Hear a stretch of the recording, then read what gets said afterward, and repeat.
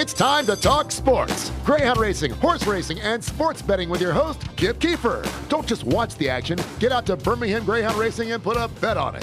Here are today's tips and strategies to help get you in the winning game. Now, here's Kip Kiefer.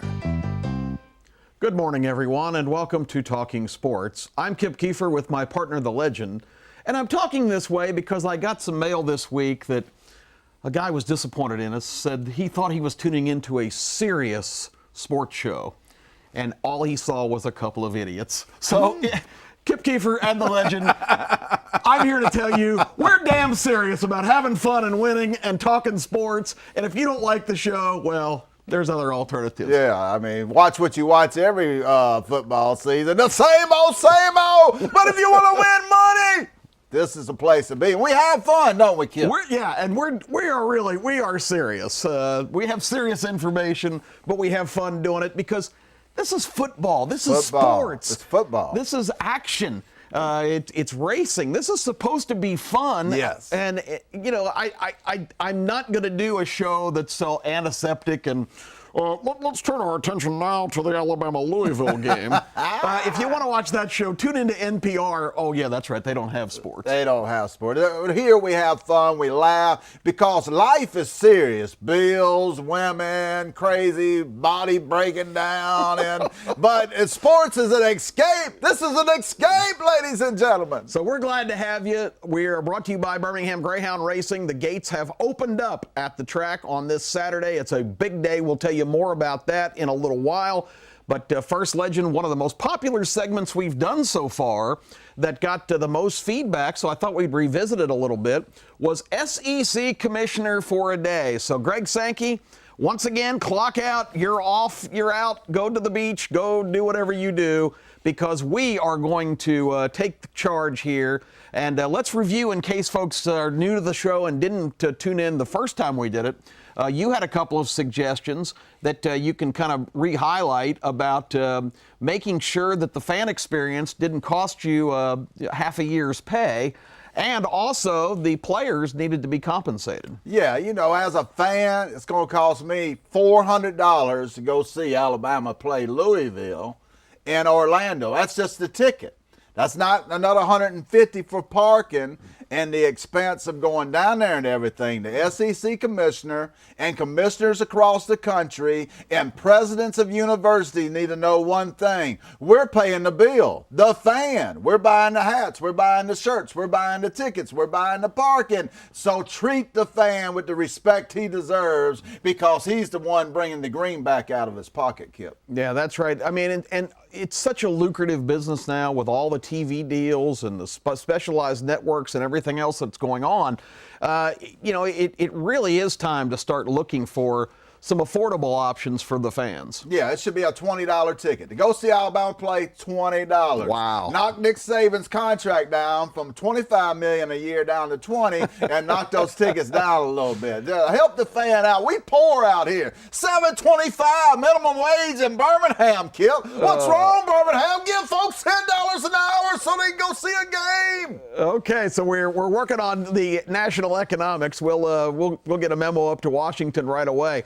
I talked about when I was SEC commissioner for a day how much I just hate cupcake games. Yes. I understand they're a reality and they're necessary, but you don't have to have 4 cupcakes on your schedule or 3 almost all the time. And I cannot stand the cupcake game the week before the final game of the year. It's absolutely a waste of everybody's time right when everybody should be really getting hyped up. Yeah, if I was SEC commissioner today, I would demand that the Alabamas, the Georgias, the Auburns, these teams, the LSU, the Florida, you need a big-time opponent during the season. Alabama used to play Penn State. It was a hell of a game. Folks loved it every year. 2 8-0 or 2 7-1 teams would come together. Florida and Florida State still kind of does it. South Carolina and Clemson tries to do it.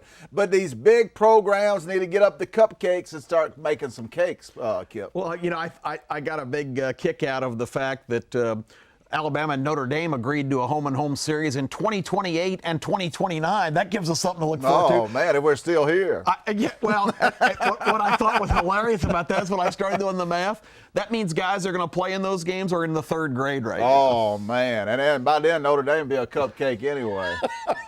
All right, my other big beef was the Zebras, the officiating, and I've got some more thoughts on that. But do you have any new thoughts today that you're SEC commissioner? Or? Well, if I was SEC commissioner, one thing I would definitely do, that is I would find better people. Well, I would say better people. They're great people. But I would find better programming for my fans to watch. Paul Feinbaum needs to be on 24 hours a day, Kip. Now, this is a great show. But some of these other folks, Greg McElroy and these guys, I mean, I see the same thing. They say the same thing. If I'm commissioner, I'm demanding that Paul Feinbaum be on 24 hours a day, 7 days a week, because it's a fun show like ours. It's an information show. I'm so tired of these stuffed shirt SEC Now people trying to tell us the same thing over and over. This is football season, ladies and gentlemen. It's time to let your hair down, let your freak flag fly. It's time to have some fun, and we need better programming, having fun. This is supposed to be fun. Who is that person sent that email to you, Kip? I'm not going to. Don't give it out. Don't give it out. Don't give it out. It's on the Facebook page for Birmingham Greyhound Racing if you want to give him your opinion on the show, because all the other feedback has been great, and we appreciate that. And I can't, I think Kip and the Legend may be available for some SEC Network work. Oh, yeah, I would definitely do that. I see myself in the studio, my hair a little blacker than what it is now, my makeup on like Danny Sheridan used to have. I'm available. There you go. All right, today I want to touch on a couple of my topics. Knock them out. If I'm SEC Commissioner, Legend, I'm putting out a rule tomorrow that duplicate numbers why do players wear a number? Lord. I hate this. Why do players wear a number? I don't know, but you got 2 8s at Alabama, 2 7s. I can't stand it. I thought Tony Brown was making tackles, and it was some other guy last year. I mean, give them 101, 104, 105. Well, you only dress about 70 players even at a home game. There's enough numbers to go around. I don't understand the idea of duplicate numbers. Georgia last year had Lorenzo Carter, their all-world linebacker, and DeAndre Swift, their great running back. They were both number 7. That's crazy. In fact, when Carter got drafted by the New York Giants, they put a picture up of DeAndre Swift on the Giants website, and people from all around the country were congratulating DeAndre Swift of his being drafted. So I hate duplicate numbers. Now, here's my other thing. Technology. Does it ever occur to you that it's odd that we have 2 little guys holding a pole connected with a chain? We got that yellow line on television. I mean, why can't we go for by 80 it? years, football has never changed. And the most important thing in football, how many times in a game do you hear, well, it's going to depend on the spot? Well, the spot's determined by some guy waddling in from the sideline and sticking his foot in the ground. Yep. We have technology available. If I'm the SEC commissioner, somebody's got to step up and say, we need to use GPS. We need to use chips in the football.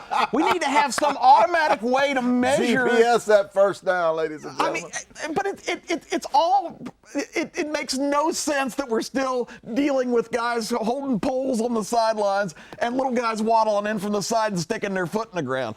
How many times does the game come down to the spot?